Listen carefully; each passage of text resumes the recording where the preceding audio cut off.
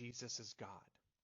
God, by nature, has a set of attributes, like being... No, there's no contradiction there. The attributes of God are the product of his essence. He's not dependent on his attributes. His attributes are a result of who he is, all right? To put it in its most simplest term, God is eternal and he is self-existent. That is the core essence of the being of God. All attributes flow from him as a natural product of the essence of who he is, and yet he is not dependent on those attributes because God is not dependent. He's dependent on nothing. That's the definition of him being self-existent. There is nothing, not even an attribute that God possesses that he is dependent upon. Otherwise, he would not be self-existent. There are attributes that are distinguishing characteristics of human beings, and yet some humans have more attributes than others. For example, it is a distinguishing characteristic of the attributes of humans to be limited in knowledge, and yet some human beings are less knowledgeable than others. Does that mean if your IQ is down in the 80 range and you have less knowledge than another human who maybe has a 180 IQ with a vast library of knowledge, does that make you any less a human being? No. You have to understand the identity of God and accept the reality of who he identifies himself as, understand the reality of eternality and self-existence.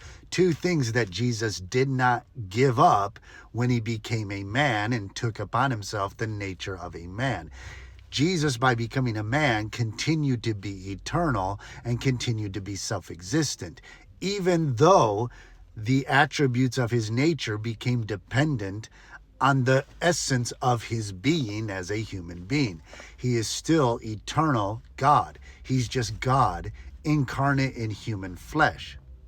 So if God is not dependent on his attributes, then he can willingly limit aspects of his attributes in order to fulfill a function or a purpose of his will. Because if God is self-existent and God is as well eternal, God is self-determining. He can determine what he wills. And because he has attributes like all power and all knowledge, he can accomplish that which he wills. And if God so wills to become a human being, it's within his prerogative. He does not cease to be eternal.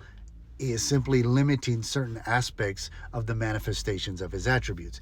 There's no contradiction. I'm sorry for the limited lighting here and the fuzziness of my camera. I'll try to maybe put together a more clear video later.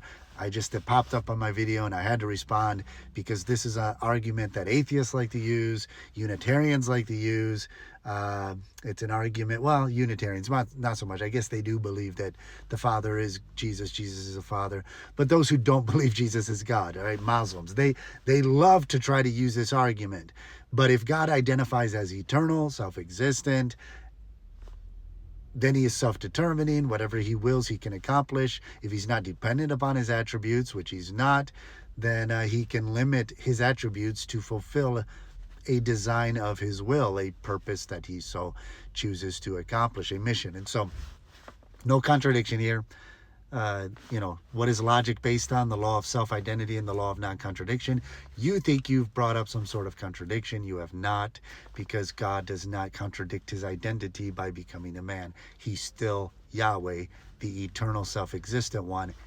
He just, in a moment of time, God the Son, the second person of the Trinity, manifests himself as a man.